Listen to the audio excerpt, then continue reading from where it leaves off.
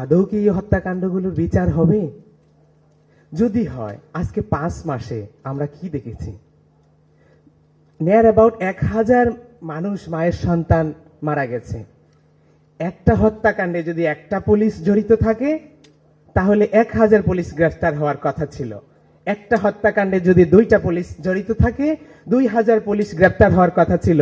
এই পর্যন্ত কয়টা পুলিশ গ্রেফতার হয়েছে আপনাদের কাছে আমি প্রশ্ন রেখে গেলাম। তাহলে কি আমি বলবো না আদৌ কি বিচার হবে?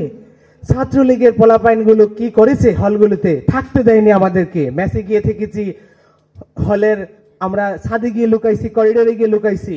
ছাত্রলীগের কেন্দ্রীয় কমিটির কয়জনকে গ্রেফতার করেছে? আপনাদের কাছে আমাদের প্রশ্ন, তাহলে এই যে বলে যে বিচার হবে, আমরা সেটার প্রগ্রেস কোথায় দেখতে পাচ্ছি? আপনাদের কাছে আমি এই প্রশ্নটাই রেখে গেলাম যে বিচার কি আদৌ হবে?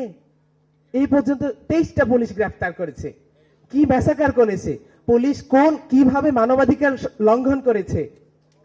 পুলিশের সিআরপিসি আইন, 144 ধারা আইন, কোন আইনেই নাই এভাবে মায়ের সন্তানদেরকে গুলি করে পাখির মতো হত্যা করবে। তারা যেভাবে পারছে বুকে গুলি চালিয়েছে, মাথায় গুলি চালিয়েছে, যে যেভাবে পারছে সেইভাবে গুলি চালিয়েছে। ইভেন যে যাদেরকে আন্তর্জাতিক অপরাধ ট্রাইব্যুনাল থেকে ওয়ারেন্ট করা আসামি, পুলিশের আইজিপি স্যারকেও যদি বলি, কমিশনার স্যারকে বলি, কমিশনার স্যারকে কি বলবো? উনি 1.5 হাত লম্বা লম্বা ভাষণ দেয় মানবাধিকারের পক্ষে। ওনার আপন ভাতিজা যাত্রাবাড়ি জোনাল এডিশনাল এসপি ছিল, সে 2 শতাধিক মায়ের সন্তানকে খুন করেছে। আমি তাকে দিয়েছি লোকেশন যে আপনার ভাতিজা উল্লেখ করিনি, বললাম যে সে ট্রাইব্যুনাল থেকে আসামি, তাকে প্লিজ গ্রেফতার করুন। কি করলো? তাহলে আমরা বিচার কোথায় দেখতেছি? প্লিজ মাননীয় উপদেষ্টারা, সংস্কার কমিশনের যারা উপস্থিত আছেন, আপনাদের কাছে আমাদের একটাই কষ্ট, একটাই দাবি, চোখটা বন্ধ করে সেই মায়ের কথা চিন্তা করেন, যেই মা অন্যের বাড়িতে কাজ করে তার সন্তানকে এত বড় লালন পালন করেছে, দেশের জন্য ছেড়ে দিয়েছে, দেশকে স্বাধীন করার জন্য, ফেসিবাদ মুক্ত করার জন্য। সেই বাবার কথা একটু চিন্তা করেন, চোখটা বন্ধ করে, যে নাইট গার্ডের চাকরি করে, সিএনজি চালিয়ে, রিক্সা চালিয়ে তার সন্তানকে এত বড় করেছে, দেশের জন্য, দেশকে ফেসিবাদ মুক্ত করার জন্য ছেড়ে দিয়েছে, দেশকে স্বাধীন করার জন্য। ওদের সংস্কার হবে, নির্বাচন হবে, কিন্তু বিচারের দিকে আপনারা একটু মনোযোগ দেন, বিচারের কথা বলেন।